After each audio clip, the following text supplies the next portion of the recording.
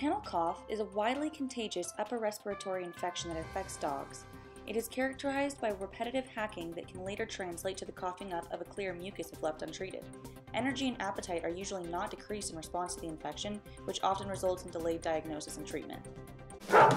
Enter Bozeman, arguably one of the most dog-friendly towns in the Northwest. Our beloved town boasts 3 carefully groomed dog parks in a span of 10 miles.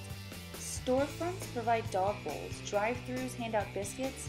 Nationally awarded kennel, Know Thy Dog, rests just outside of downtown Maine, and the all-organic family-owned DOG is available for all of your farmed kibble bowl needs. Most hotels, as well as numerous restaurants and breweries, are dog-friendly. Treat Cafe recently opened with a menu that includes cookies and beer for you, and dog-friendly equivalents for women's best friend.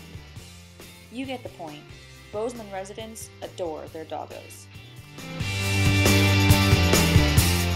Unfortunately, all this puppy love does have a downside.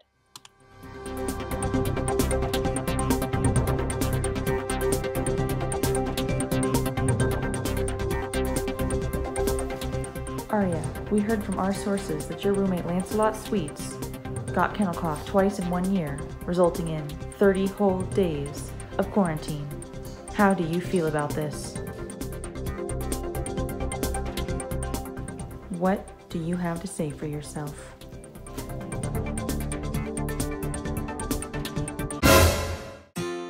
So how do we protect our pooches from the Bozeman super cough when the parks, kennels, trails, and pet-friendly communities they love so much are harboring the problem? We build communicative relationships with local vets and learn to recognize symptoms early on so they can keep bounding through those grassy fields and snowy bluffs.